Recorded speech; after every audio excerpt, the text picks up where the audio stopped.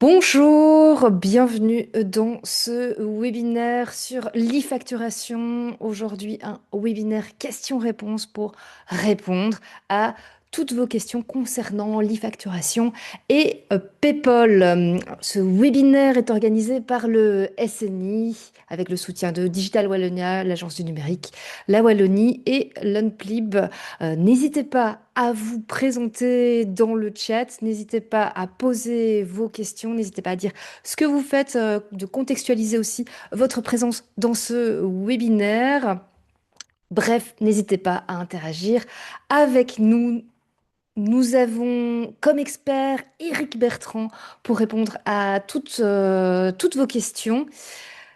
Bonjour, Voilà, voilà. Bonjour Éric, comment vas-tu ce soir? ça va bien, merci. Et toi, ça se passe bien? Ça va très bien, ça va très bien.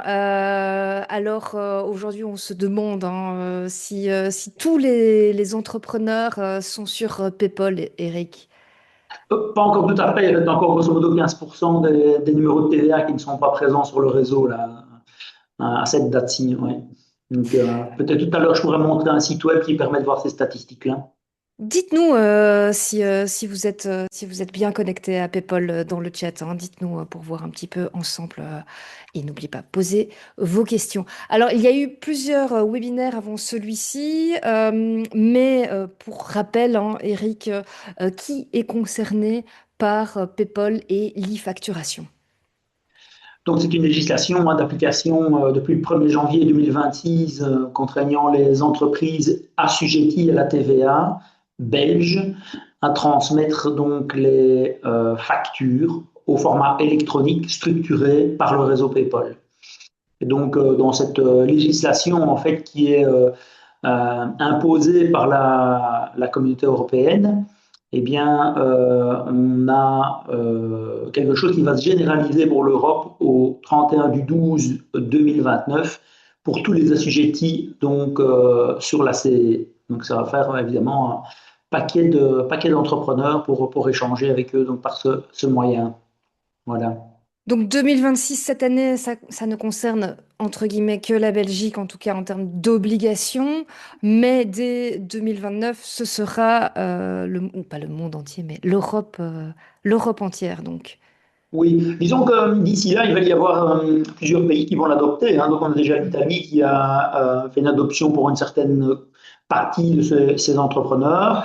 On a donc la France au 1er juillet également, et puis le reste des entrepreneurs au 1er janvier 2027. Et donc, ça suit avec l'Allemagne, la Hollande. Donc, ça va se généraliser. Cela étant, l'obligation n'est d'application que entre les assujettis belges. Donc, ça ne concernera pas dans un premier temps donc, les assujettis, je vais dire, intracommunautaires. Donc, quand on fait des opérations intracommunautaires, on pourra toujours continuer à les envoyer par le moyen, je vais dire, usuel qu'on avait, mais sans qu'on puisse éventuellement s'empêcher de nous envoyer par PayPal si c'est possible, hein. Si vos interlocuteurs sont sur le réseau, il faut évidemment utiliser cette voie-là, quoi. Donc il y a effectivement des exceptions, ça fait partie d'une des exceptions, c'est si votre interlocuteur n'est pas sur PayPal, vous n'êtes pas obligé d'utiliser PayPal s'il ne reçoit pas la facture via PayPal. Mais est-ce qu'il y a d'autres exceptions aussi? Je pense aux franchisés TVA. Oui, donc en fait, il y a une exception, c'est les articles 44. Donc les articles 44, c'est pour les soins médicaux. Disons que, en fait, c'est les prestations dites thérapeutiques qui sont cadrées Mhm. par le code TVA.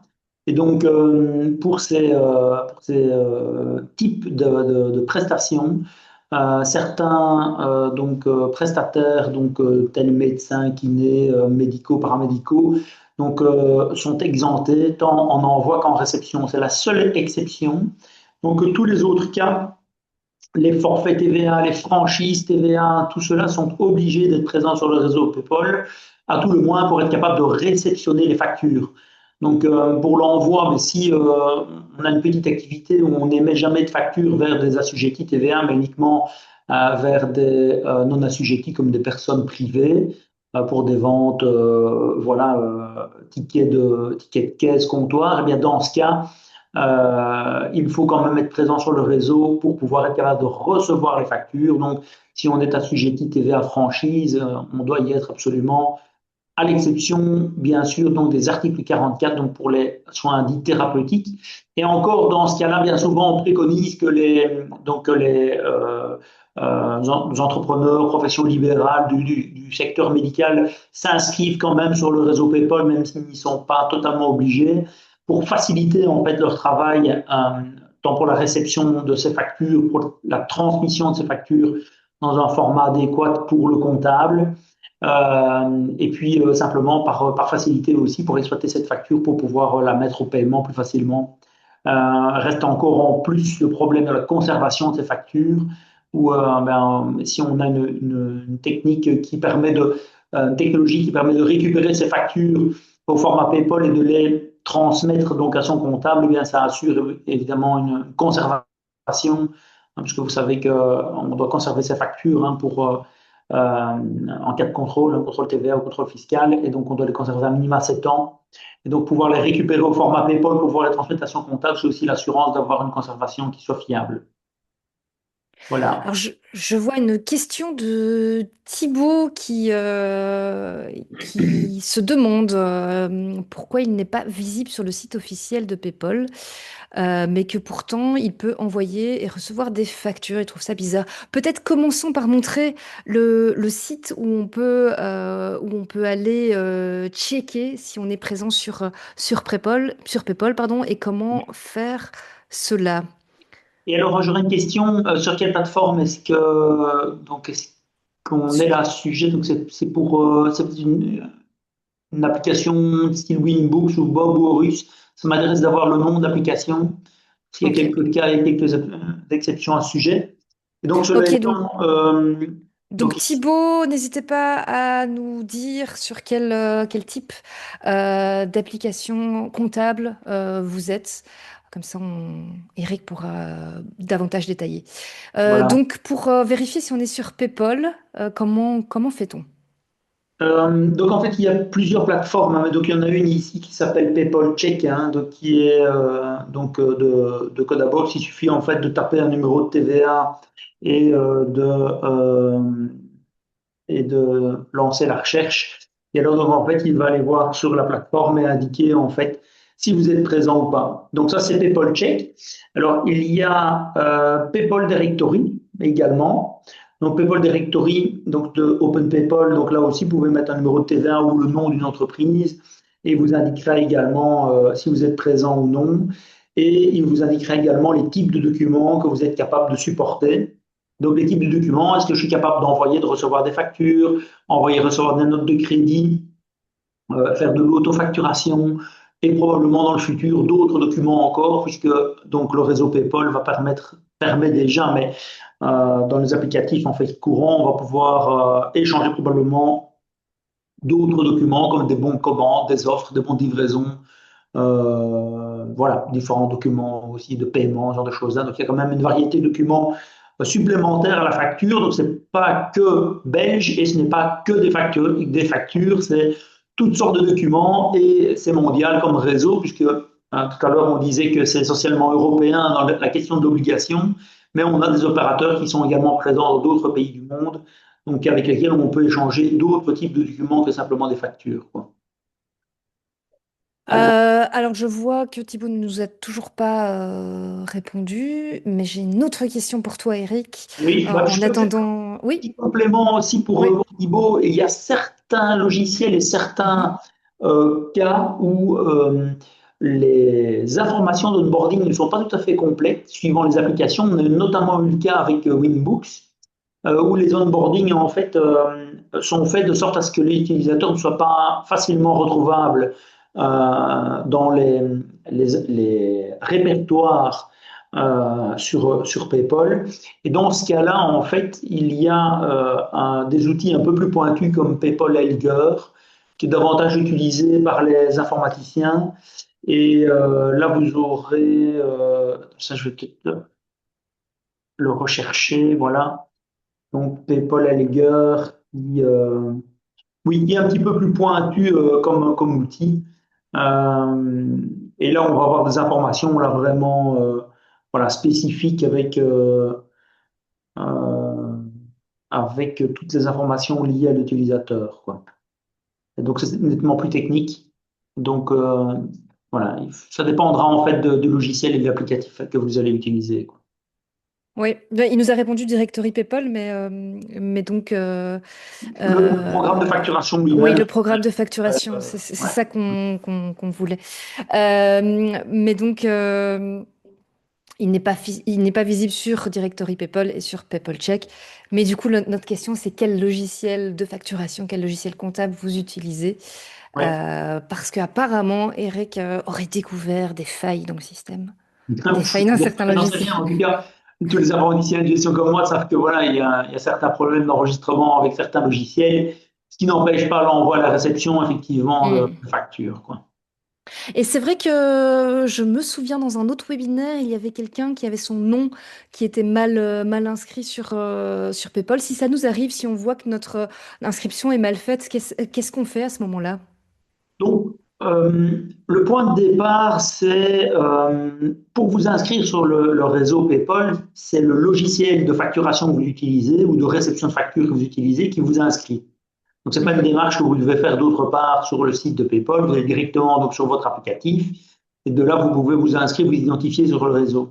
Et ces applicatifs, en fait, doivent avoir plusieurs compétences. Donc, la première, c'est certainement, bien sûr, de vous inscrire, mais également d'être capable de modifier les informations coordonnées donc, hein, de l'abonné sur le réseau PayPal et également être capable de le désinscrire, de supprimer, en fait, l'inscription du réseau PayPal d'un abonné. Donc, vous avez un applicatif, par exemple, comme Dockel.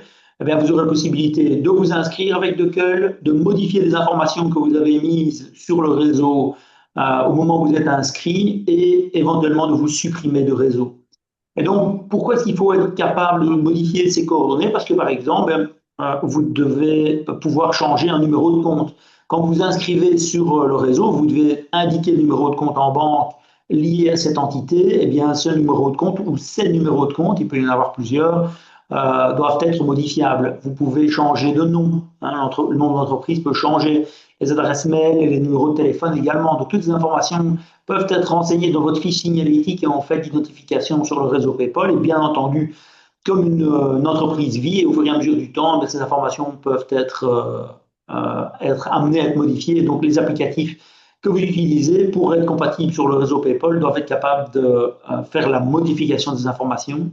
Au même titre que ces applicatifs doivent être capables de supprimer un abonné du réseau PayPal pour pouvoir être réinscrit avec une autre application ultérieurement. Donc, on imagine un utilisateur qui veut changer de logiciel. Eh bien, on doit avant tout se désinscrire, se désenregistrer donc de sa première application pour se réenregistrer sur la nouvelle. Voilà. Donc, ce serait peut-être une première possibilité pour Thibaut d'aller voir s'il peut aller modifier, voir s'il n'y a pas des informations qui sont erronées, et que c'est peut-être pour ça qu'il ne se trouve pas sur le directory PayPal ou le PayPal Check. Alors, il nous a informé qu'il utilise Winbooks. Oui, oui, oui. Donc, on a eu effectivement beaucoup de cas dans Winbooks. Et donc, c'est important, c'est qu'au moment de l'enregistrement, et la procédure est un petit peu fastidieuse, il y a toute une série de champs qu'il faut remplir et il faut bien les remplir de manière complète. Et donc, en fait, on a un login et un mot de passe avec un portail spécifique pour l'enregistrement sur le réseau PayPal avec Winbooks Connect qui permet donc de éventuellement les modifier également ces informations. Donc, ça vaut la peine d'aller vérifier que tout soit bien encodé. Cela étant, ce n'est pas très grave de ne pas être retrouvable directement sur le PayPal Directory, puisque, donc, comme les assujettis belges, eux, ont un identifiant toujours identique, avec 02, 08, 2 points de numéro de TVA, donc on vous retrouve systématiquement à travers cette norme en réalité. Donc, ce n'est pas très grave de ne pas être présent sur le réseau, enfin, retrouvable sur les PayPal Directory, par exemple. Et donc, cela étant, vous pouvez compléter complètement les fiches dans votre fenêtre enfin, dans votre interface Winbooks Connect. Voilà. Le plus important, c'est donc de recevoir et de pouvoir envoyer sur PayPal, hein. C'est ça qui est Oui, important. oui, c'est important pour être en accord avec la législation d'application depuis le 1er janvier. qui a été, je vais dire, entériné par l'arrêté royal du juillet 2025, dans lequel il est question d'amende en fait en cas de non-conformité, hein. Donc c'est 1 500 € premier constat, 3 000 deuxième, 5 000 troisième, et ainsi de suite, et des constats qui peuvent être faits à intervalle de 3 mois, donc d'infraction. Donc cela étant, comme on disait, il y a 3 mois de plus ou moins tolérance dans lesquelles donc l'administration dit qu'elle n'appliquera pas les amendes pour peu qu'on ait entamé des démarches de mise en conformité, donc à tout le moins qu'on soit enregistré sur le réseau, quoi. Hmm. Donc, c'était aussi sa crainte, c'était effectivement qu'il subisse des amendes, mais au moins, s'il a fait la démarche et qu'il peut prouver qu'il a fait les démarches, Oui, c'est bon. Mais bon, il faudrait quand ça, même. oui, Je pense que absolument. la bonne démarche ici, ce sera quand même d'aller vérifier toutes les informations, hein. Mais s'il reçoit et qu'il s'est envoyé des factures via PayPal, Oui, ça devrait être absolument. OK. Voilà. Euh, Une autre question, si on change de plateforme d'enregistrement, si on change de plateforme du coup de logiciel comptable, est-ce qu'il y a forcément un delta entre la désinscription et la nouvelle inscription? Un Eh delta, bien, on entend par là un temps de désinscription et un temps de oui, réinscription? donc une période d'absence sur le réseau, en fait, hein. Et donc, Mhm, effectivement, bien que le désenregistrement et l'enregistrement sont censés être immédiats, il se trouve que dans certaines périodes de saturation qu'on a connues en novembre et en décembre, ben, ces délais étaient un petit peu plus longs pour certains applicatifs. Et donc, où on a eu, pour certains entrepreneurs, une période de blackout qui n'ont jamais dépassé 48 heures à ma connaissance. Et donc, en fait, aller en vitesse de croisière, c'est censé être plus ou moins instantané.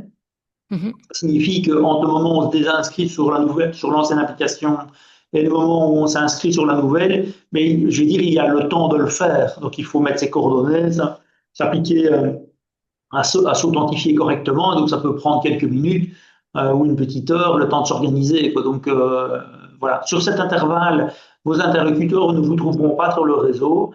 Et donc, on pourrait se retrouver à recevoir une facture par un autre billet que par PayPal. Auquel cas, dans l'heure, vous pourriez peut-être prévenir votre interlocuteur en lui disant, mais non, on s'est absenté du réseau quelques instants, réenvoyez-nous la facture à nouveau sur PayPal. Cela étant, le principe est qu'il n'y a qu'une seule facture originale.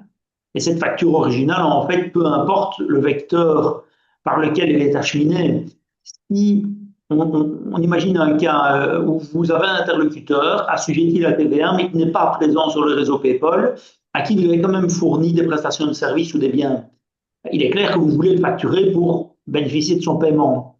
Dans ce cas, s'il n'est pas présent sur le réseau, c'est lui qui est en infraction et vous avez le loisir de lui transmettre alors la facture par le moyen que vous jugerez utile, en l'occurrence email, en main propre ou que sais-je d'autre, donc pour que vous puissiez bénéficier de son règlement. Et lui va recevoir cette facture par cet autre moyen, et ce sera cette facture qui sera l'original qu'il devra comptabiliser, et c'est lui qui sera en infraction et risquera d'avoir éventuellement une amende pour non-conformité à la réglementation donc sur facturation électronique. Voilà. Donc, ce sera lui qui sera en tort, entre guillemets, mais cette situation se passe aussi éventuellement avec des prestataires hors Belgique où ce n'est pas encore obligatoire d'utiliser PayPal. Et donc là, vous pouvez recevoir encore des factures via la voie normale et envoyer des factures via la voie normale à des prestataires qui ne sont pas soumis à PayPal, même Oui, si ça commence quand même à se propager dans toute l'Europe. oui, absolument. Donc c'est clair que cette période d'adaptation est importante, hein. À un moment donné, ça va se généraliser et ça va même se généraliser aux non-assujettis TVA, hein. Dans notre clientèle, on a énormément de non-assujettis, des ASBL notamment, et où ils s'inscrivent quand même sur le réseau PayPal et on voit les factures affluer voilà, massivement, je vais dire. Alors je vois que ça parle aussi de plateformes, que parfois c'est pas mis en avant la manière pour modifier, pour changer ces informations ou pour justement se désinscrire de PayPal. Je saute sur cette question pour te demander ton avis sur quelle plateforme utiliser au niveau comptable. Alors, on sait qu'il n'y a pas de réponse toute faite et que ça dépend de ce que vous faites, mais en tout cas, les grandes lignes, et peut-être si tu as aussi des outils, ouais, peut-être des Oui, conseils. Oui, voilà, vas-y. j'ai des réponses toutes faites. Mais comme tu disais, j'ai donné des séminaires à de nombreuses reprises, donc je commence à être rodé sur voilà, allez, les bonnes réponses à donner, les bonnes pratiques à appliquer pour trouver le bon outil qui vous correspond. Donc, je dirais que, allez, il y a une règle du 3x3 que je propose, donc qui correspond à des applications web, des plateformes web en ligne. Deuxièmement, des applicatifs liés au logiciel des comptables. Et troisièmement, les ERP, applications de gestion, plus gros logiciels, je vais dire.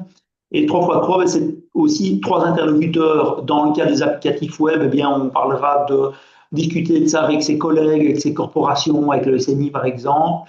Dans le cas des applicatifs liés au comptable, c'est bien sûr en parler à son comptable en priorité pour savoir si, dans votre cas d'usage, dans votre métier, eh bien, l'applicatif lié à la comptabilité pourrait correspondre à vos besoins.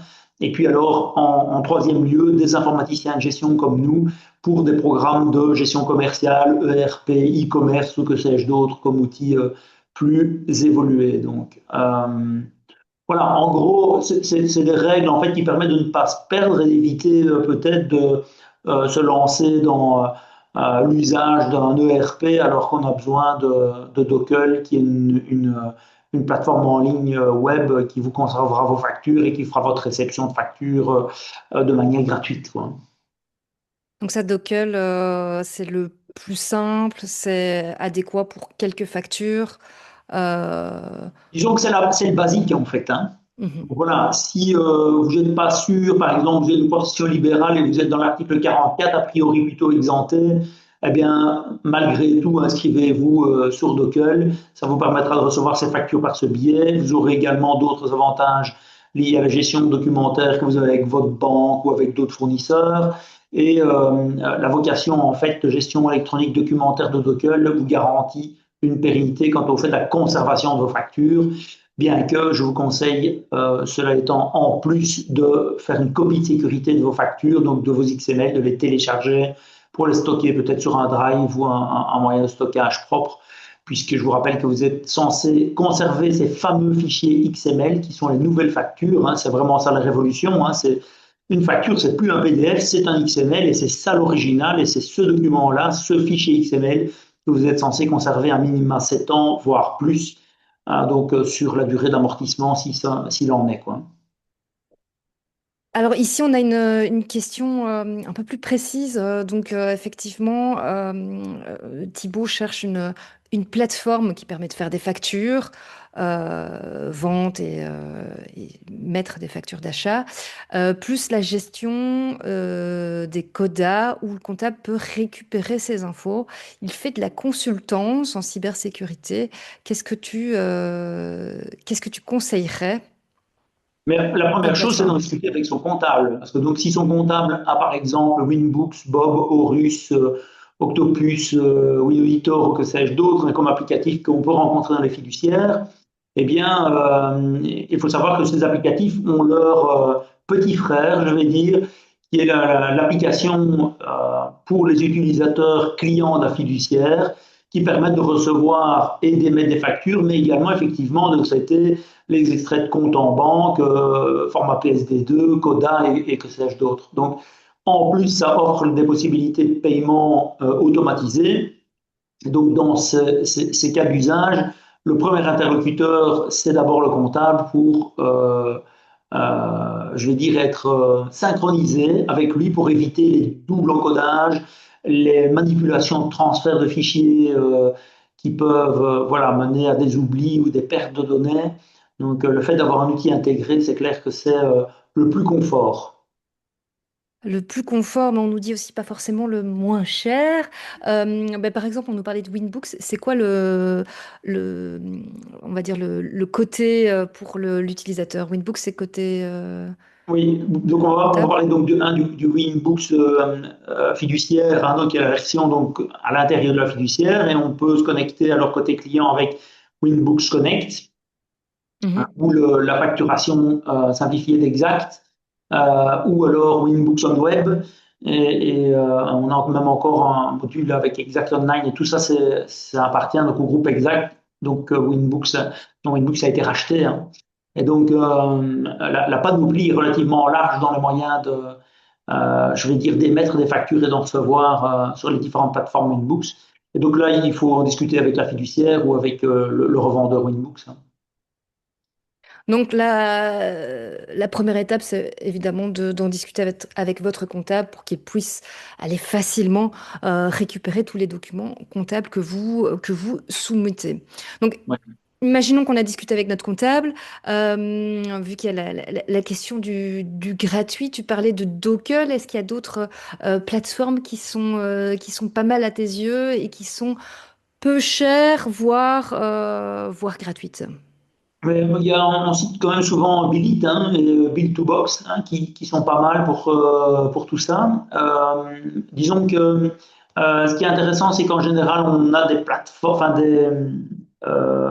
des moyens d'échange, enfin des passerelles, voilà, d'échange entre ces outils-là et les programmes de comptabilité aussi.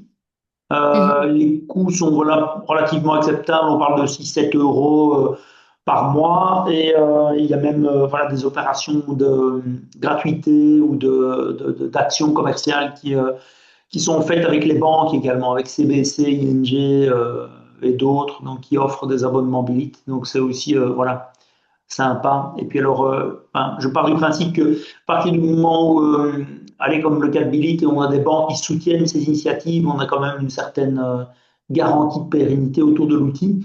Ce qui est quand même important en fait, parce que on a déjà aujourd'hui beaucoup de cas de transfert donc d'applicatifs où des gens se sont inscrits sur des plateformes voilà, qui ne sont pas au point ou qui sont fraîchement sortis de terre, si vous me passez l'expression, pour l'effet d'aubaine et finalement n'ont pas été mises au point par des vrais informaticiens de gestion et on se retrouve avec des solutions qui sont assez moyennes.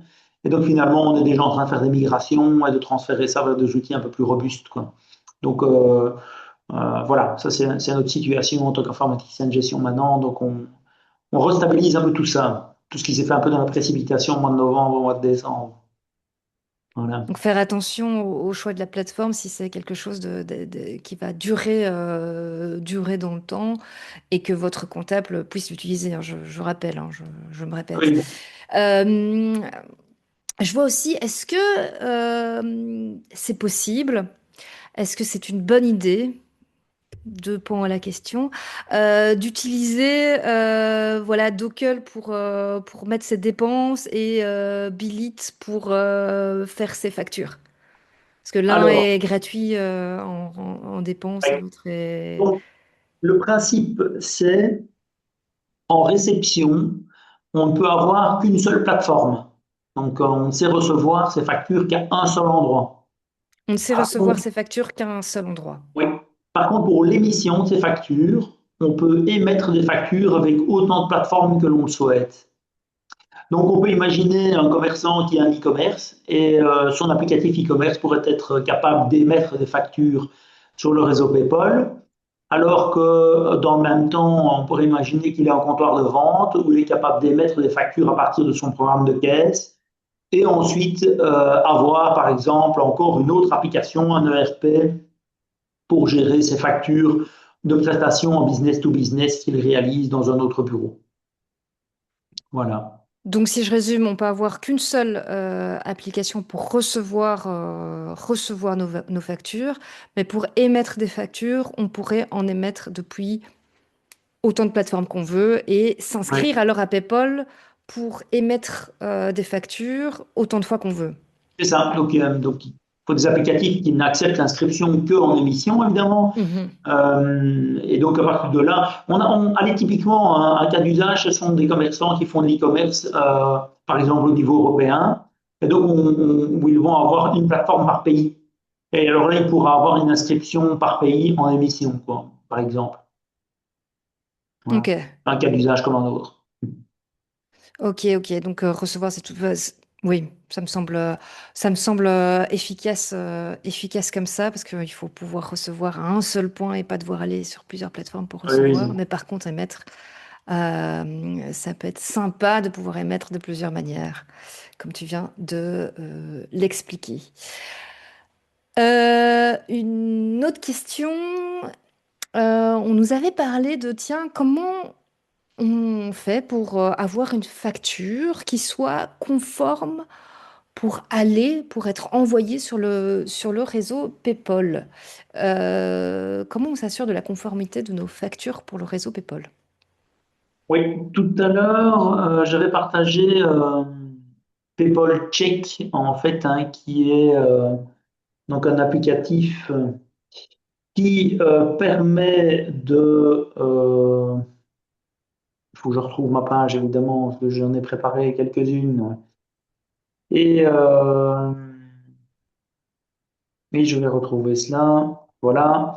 Et donc, dans PayPal Check, en fait, il y a View and Validate, qui est un outil en fait qui permet de déposer sa facture PayPal ici, son XML, et de voir donc les erreurs potentielles ou les recommandations d'amélioration qui pourraient exister dans cette facture en fait. Donc, c'est pas anodin en fait parce qu'on se rend compte qu'on a quand même beaucoup d'erreurs dans les factures, on a des remontées d'erreurs, donc des XML qui sont voilà qui sont pas correctes et qui Mhm. nécessitent de, voilà, de s'assurer que les montants soient exacts et qu'ils soient bien valides. C'est aussi difficile dans certains cas de factures XML qui ne disposent pas d'une annexe PDF à l'intérieur de l'XML, si bien qu'on ne sait pas visualiser cette facture sur un format graphique. Et donc là, on a parfois des problèmes dans les programmes de comptabilité pour connaître la nature de cette facture, pour pouvoir faire une imputation adéquate, hein. Donc, est-ce que c'est quelque chose à amortir? Est-ce qu'il s'agit de prestations de services ou de marchandises? Et donc, en fait, le proforma n'est pas obligatoire à l'intérieur, l'annexe de proforma PDF n'est pas obligatoire à l'intérieur du fichier XML. Et donc, on a parfois des problèmes d'interprétation, ce qui nécessite voilà, des outils comme ceux-ci ou d'autres qui permettent aussi d'examiner le document plus en profondeur, quoi.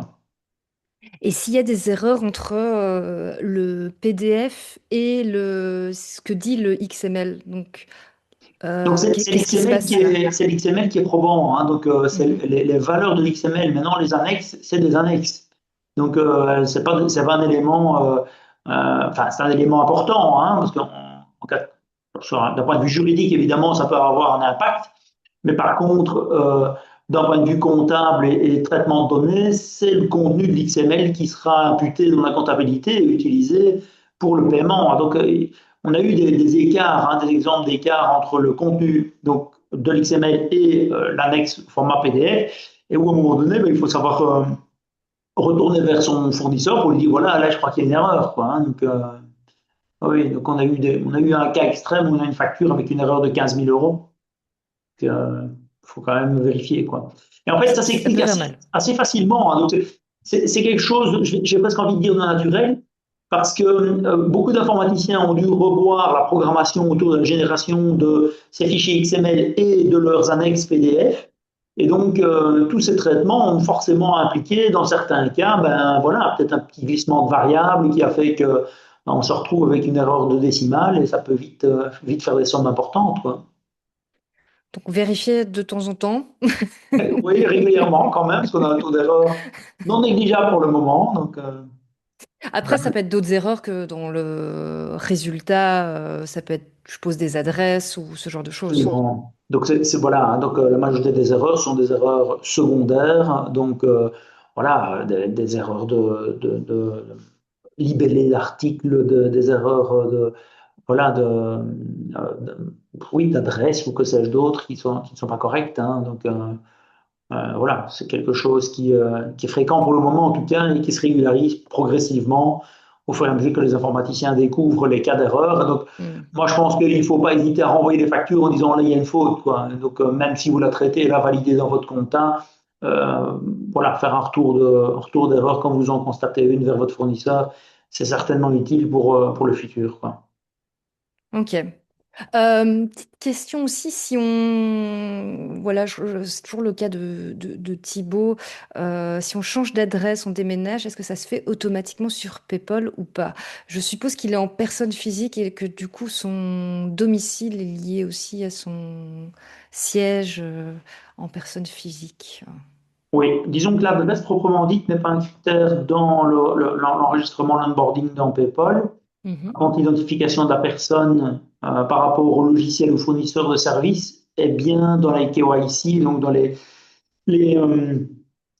conditions et clauses d'identification des personnes entre donc le fournisseur de services, l'éditeur de logiciel et l'utilisateur. Et donc là, vous êtes tenu en fait de vous mettre à jour dans votre applicatif, toutes vos coordonnées, vos informations donc d'identification, de déménagement, de changement de compte en banque, de changement d'adresse mail, que sais-je d'autre.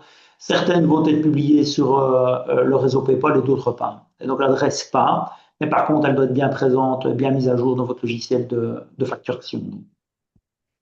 Donc ça ne se fait, pour résumer, ça ne se fait pas automatiquement. Non, Il faut mettre à jour ces informations-là dans le logiciel. logiciel qu'on utilise. Et si on utilise du coup plusieurs logiciels, Oui, on fait le tour, ok, absolument. Oui. ok. N'hésitez pas à poser vos questions. Faites comme Thibaut. Si vous hésitez, il n'y a pas il n'y a pas de bêtes questions, hein. Oui. PayPal, ça peut faire peur, surtout hein, quand tu nous montres à quoi ressemble une Ah, facture. Si tu en as une sous la main, moi j'aime bien. Je oui, trouve t'as bien. toujours ça sympa de montrer.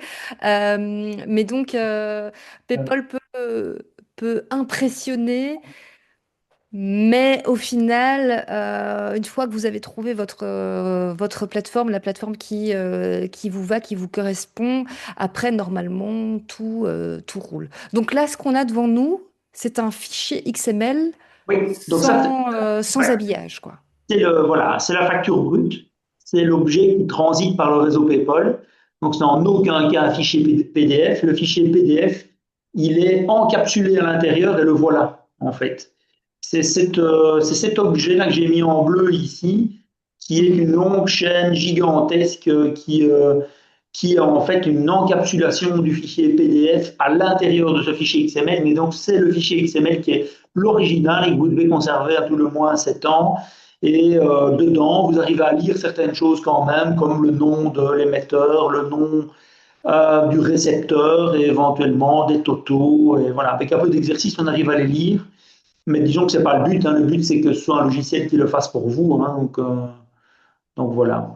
Ça, vous pourrez dire que vous avez vu ce qu'est, vous avez vu une facture, voilà, format XML.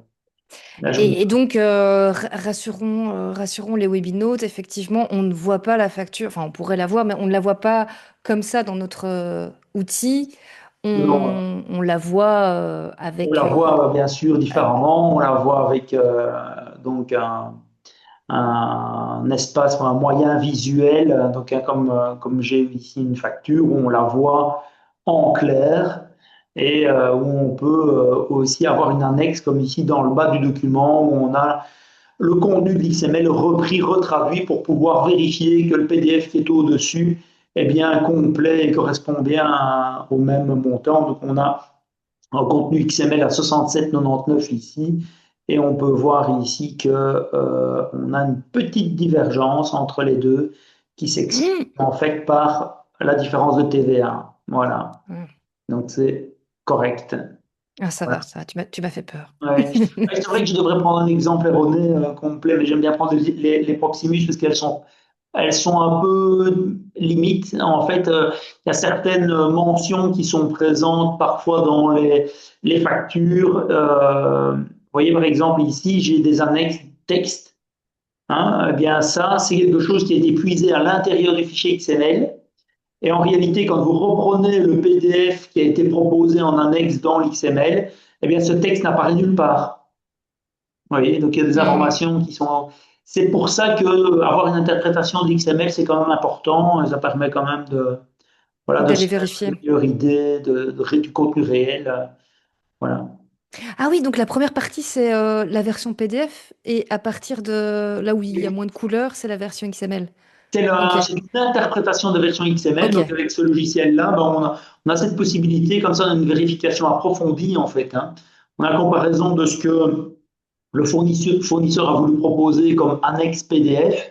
Et ensuite, on a l'interprétation du contenu réel de l'XML de manière complète, ce qui permet en fait de comparer les deux et de s'assurer qu'il n'y ait pas de divergence entre les deux et de voir en un coup d'œil les éventuelles erreurs, quoi. Pas mal, pas mal. Et donc là, tu es sur quel outil? Ça, c'est Gecosoft en fait, c'est Gecosoft Web. Donc, c'est une plateforme qui permet de se connecter à Winbooks, à Bob, à Horus et d'autres logiciels qui permet en fait de faire de la facturation, mais également l'intégration vers le comptable. Voilà. Ok.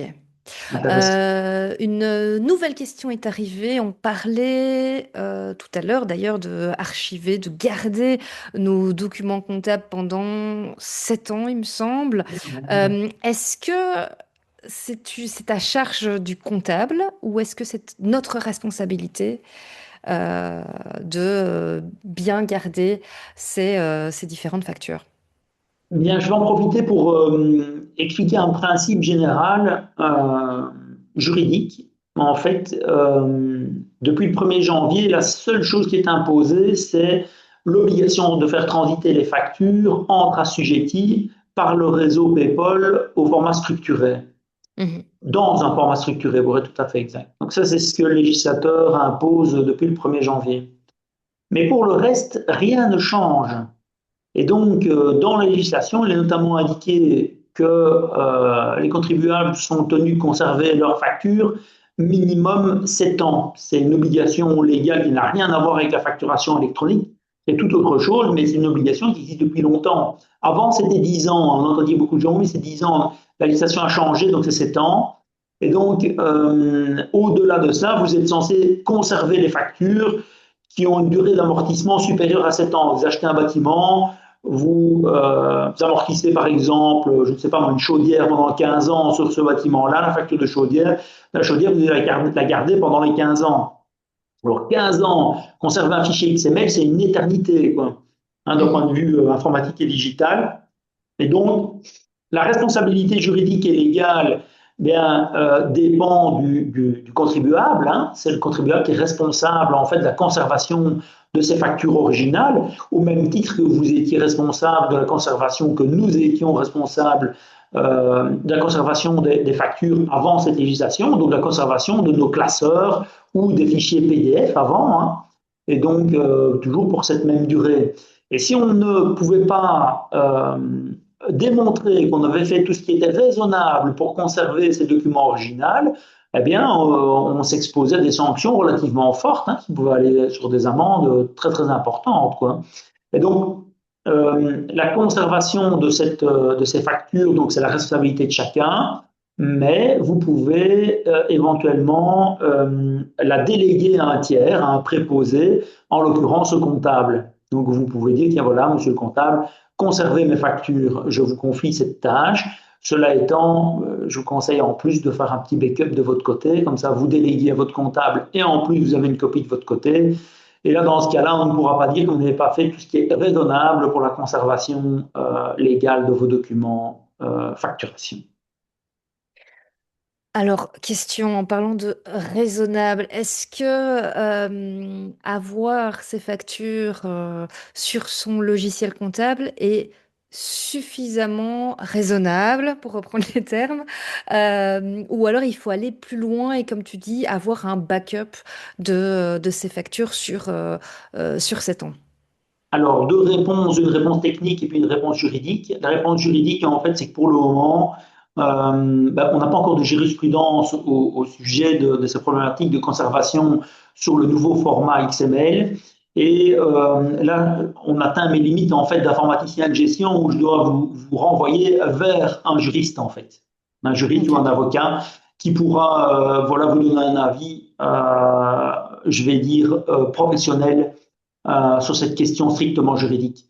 Maintenant, d'un point de vue technique, je vous invite à faire une copie de sécurité supplémentaire. Donc avoir une copie sur un drive, téléchargée sur, voilà, sur un support quelconque, et avoir en plus une version chez votre comptable, vous avez deux copies. On peut dire que si vous faites ça chaque année, vous aurez fait ce qui est raisonnable pour conserver vos données. Si à un moment donné, en cours d'année, vous perdez les données, vous avez encore l'année en cours pour récupérer les duplicata auprès de vos fournisseurs. Et donc, partant de là, on pourra dire que vous aurez donc une comptabilité probante. Ok, ok, ça me semble pas mal comme, comme solution. Donc le backup est conseillé par Eric. Et alors on parlait de changer de plateforme, changer de comptable tout à l'heure. Et effectivement, si vous avez délégué et que vous n'avez pas fait de backup de vos données, de vos factures, là il faudra effectivement lui demander 7 ans de documentation quand, quand vous faites un échange. Oui, donc là, donc quand vous faites le transfert, il faut donc bien sûr récupérer ces fichiers XML, soit pour les conserver donc de votre côté au cas où on vous demanderait ces années-là, ou éventuellement pour les réenvoyer ou les réintégrer dans votre nouvelle solution, quoi. Donc ça me fait aborder en fait la question sur la souveraineté, le GDPR, les questions de sécurité digitale en général. Et bien donc en fait, le GDPR, vous devez maîtriser vos données, vous devez savoir où elles sont, vous devez les stocker uniquement sur des supports européens et vous devez les protéger contre d'éventuels piratages ou destruction. Voilà, cette législation qui est d'application depuis 2019 est obligatoire pour tous les ressortissants européens et en l'occurrence d'application pour le stockage et sécurisation de ces factures électroniques dans lesquelles il y a des coordonnées de tiers, hein. Donc, partant de là, vous devez faire le minimum syndical, si je puis m'exprimer ainsi, pour sécuriser vos données. Et là, voilà, il y a des webinaires proposés par le CNI à ce sujet, mais je parlerai de, voilà, de mise à jour, d'antivirus, de double authentification, de mots de passe sécurisés. Voilà, Pauline pourra voilà, vous proposer Oui. une Oui, série. oui, effectivement, le SNI a fait quelques webinaires, pas mal de webinaires sur tout ce qui est cybersécurité. Et tu viens d'énoncer les bases. Donc, si vous voulez aller plus loin, n'hésitez pas, je vous mets le lien vers la playlist cybersécurité du SNI. Et alors, en ce moment, il y a aussi un cyber challenge. Je vous mets le lien. Donc, c'est pour avoir la possibilité d'avoir une consultation gratuite avec Oui, un expert en cybersécurité.